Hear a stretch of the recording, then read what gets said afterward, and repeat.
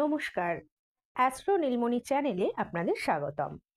আজকে আলোচনা করব বৃহস্পতি গ্রহের জাতক বা বৃহস্পতি গ্রহের মানুষদের নিয়ে।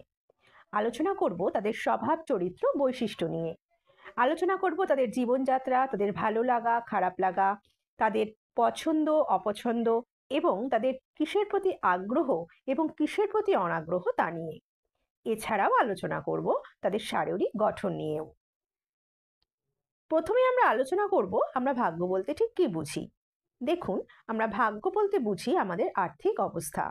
এই আর্থিক অবস্থা ভালো হলেই আমরা সাধারণত বলি আমাদের ভাগ্য খুবই ভালো। যেমন ধরুন, কেউ একজন সরকারি চাকরি পেল, বাড়ি গাড়ি করলো, আমরা তখন বলি, দেখেছিস ওর কি সুন্দর ভাগ্য। তো এই ভাগ্য তিনটি পিলারের ওপর দাঁড়িয়ে আছে: স্থান, কাল এবং পাত্র। প্রথম হলো আপনার পরিবেশ, মানে আপনি যে পরিবারে জন্মগ্রহণ করেছেন, আপনার বাবা মা এবং আত্মীয় স্বজন। ধরি একটি ধনী পরিবারের সন্তান হাসপাতালের পঞ্চম তলায় জন্ম নিল। ঠিক একই সময়ে একটি গরিব শিশু রাস্তার পাশে সেই হাসপাতালের নিচে জন্ম নিল। তাহলে দুজনের জ্যোতিষচার একই হবে, কিন্তু তাদের ভবিষ্যৎ কি এক হবে? না, দুজনের ভবিষ্যৎ এক হবে না। এই ভাগ্য মানে আমাদের আর্থিক অবস্থা। গরিব ছেলেটা তার পরিবার এবং পরিবেশ থেকে কোনো সাহায্য পাবে না নিজের ভাগ্য গড়ার জন্য। এজন্য পরিবেশ ভাগ্যের জন্য খুব গুরুত্বপূর্ণ। তবে জীবনের সুখ ও শান্তি, চরিত্র, স্বাস্থ্য বা স্বাস্থ্যের সমস্যা এবং জীবনের বিভিন্ন ঘটনা, যেমন সন্তান জন্মানো, গাড়ি কেনা, বাড়ি তৈরি করা, ভালো সময় কাটানো, দুর্ঘটনা, এমনকি মৃত্যু দুজনের একই সময় হবে। কিন্তু এমন কিছু জিনিস যেগুলো আমাদের জীবনযাত্রার মান নিয়ন্ত্রণ করে, যেমন পেশা বা শিক্ষা। সেক্ষেত্রে একজন ইলেকট্রিক্যাল ইঞ্জিনিয়ার হতে পারে, অন্যজন ইলেকট্রিশিয়ান হতে পারে। ধনী পরিবারের ছেলে পাঁচতলা বাড়ি তৈরি করতে পারে, আর গরিব পরিবারের ছেলে সেই সময় একটা ছোট বাড়ি বানাতে পারে। এরপর আসি দ্বিতীয় পিলারে, যেটা হলো আপনার ইচ্ছা শক্তি। অনেকের মতে ভাগ্যে যা আছে তা হবে। আমি এতে বিশ্বাস করি না। ধরুন, আমি আজ দিল্লিতে যাওয়ার পরিকল্পনা করছি। যদি আমি বলি ভাগ্য আমাকে সেখানে নিয়ে যাবে এবং শুধু বাড়িতে বসে থাকবো, তাহলে কি আমি দিল্লিতে পৌঁছাবো? এজন্য আমি বলি আমাদের ভাগ্য আমাদের ইচ্ছা শক্তির ওপর নির্ভর করে। এরপর আসি তৃতীয় পিলারে, যেটা হলো আপনার জন্মছক বা গ্রহের অবস্থান। আমরা জ্যোতিষীরা কেবল এই বিষয়ে বিচার করতে পারি। জন্ম তারিখ থেকে আমরা চরিত্র বিচার, উপযুক্ত পেশা, শিক্ষা, শরীরের গঠন, স্বাস্থ্যের সমস্যা, জীবনের ঘটনার সময়, যেমন বিবাহ, সন্তান জন্মানো, গাড়ি কেনা, বাড়ি তৈরি করা, চাকরি পাওয়া, ব্যবসা শুরু করা এবং ব্যবসার প্রকার, পদোন্নতি, ভালো সময় কাটানো, দুর্ঘটনা বা মৃত্যু, এগুলো ভবিষ্যৎবাণী করতে পারি। এই তিনটি ভাগ্যের স্তম্ভ কখনোই সমান নয়। ধরুন, একটি গরিব ছেলে তার ইচ্ছাশক্তির মাধ্যমে জীবনে বড় উন্নতি করেছে। এই ক্ষেত্রে প্রথম স্তম্ভের শক্তি খুব কম ছিল। দ্বিতীয় এবং তৃতীয় স্তম্ভের জন্য সে তার জীবনকে উন্নত করেছে। যদি আমি আপনার প্রথম এবং দ্বিতীয় স্তম্ভের শক্তি জানি, তবে আমি আপনাকে 100% ভবিষ্যৎবাণী দিতে পারি। এবার আসা যাক মূল আলোচনায়।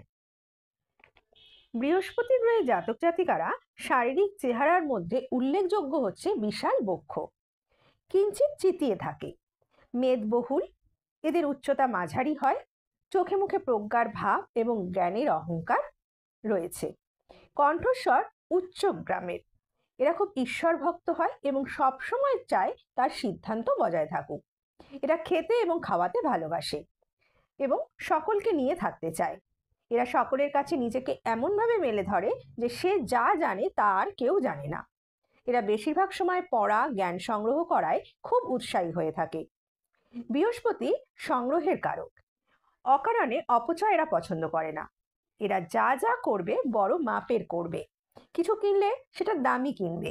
এরা দুর্নামের ব্যাপারে ভীত ও শঙ্কিত থাকে। এরা টেনশনে ভুগলেও তার প্রকাশ ঘটায় না। এদের সঙ্গে বুধের জাতক বা জাতিকার বিবাহ হতে পারে। তবে এগুলো তো একটা সাধারণ বিচার, সবার সাথে মিলতেও পারে আবার নাও মিলতে পারে। আপনার একেবারে নিজের হরোস্কোপ অনুযায়ী, অর্থাৎ জন্ম তারিখ ও সময় দিয়ে যে বিচার হয়, সেটা হয় সব থেকে পারফেক্ট। এর মধ্যে কোনো ভুল ভ্রান্তি থাকে না, কারণ আমরা বিজ্ঞান ও যুক্তির উপর নির্ভর করে জ্যোতিষ বিচার করি।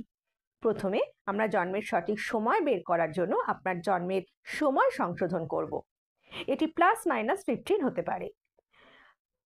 তারপর আমি আপনার সমস্ত প্রশ্ন, যেমন শিক্ষা, ক্যারিয়ার, চাকরি এবং আপনার ব্যবসার বিষয়ে প্রেডিকশন দেব।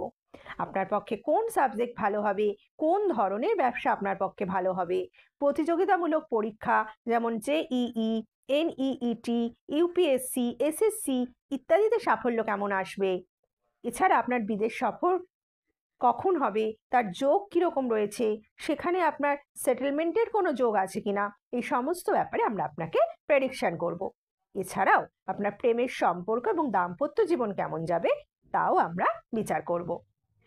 ভবিষ্যতে কোনো স্বাস্থ্য সমস্যা বা কোনো দুর্ঘটনা আছে কিনা তাও খুঁজে বার করব।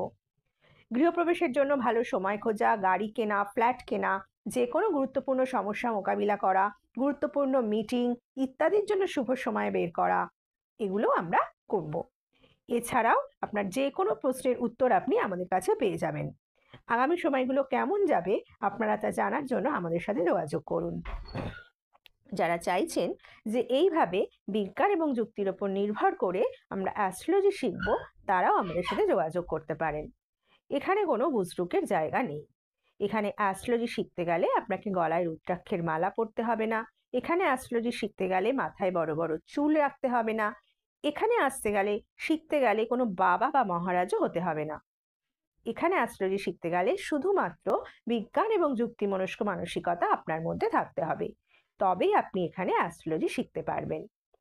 আমরা অ্যাস্ট্রোলজিতে কোনো কিছুই অন্ধের মতো বিশ্বাস করব না। আমরা প্রত্যেক জিনিসের ব্যাপারে একটা করে যুক্তি খুঁজব। যেমন ধরুন, একটা প্লেন অ্যাক্সিডেন্ট হলো, 500 লোক মারা গেল, সবারই কি মৃত্যুর যোগ থাকে ওই সময়?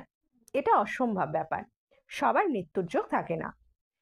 দেখুন, অ্যাস্ট্রোলজির সাথে ভগবান বলুন, মা তারা, মা কালী বলুন বা বাবা মহাদেব বলুন, কারোরই কিন্তু কোনো সম্পর্ক নেই। ভগবান আমাদের ভগবানের জায়গায় আছেন। অ্যাস্ট্রোলজি হলো একটা subject. Physics, chemistry, mathematics, Bangla, ইংরাজি, ইতিহাস এদের মতনই একটা সাবজেক্ট। যে সমস্ত অ্যাস্ট্রোলজার নিজেকে ভগবানের দূত হিসাবে জাহির করে, তাদের থেকে বিরত থাকুন।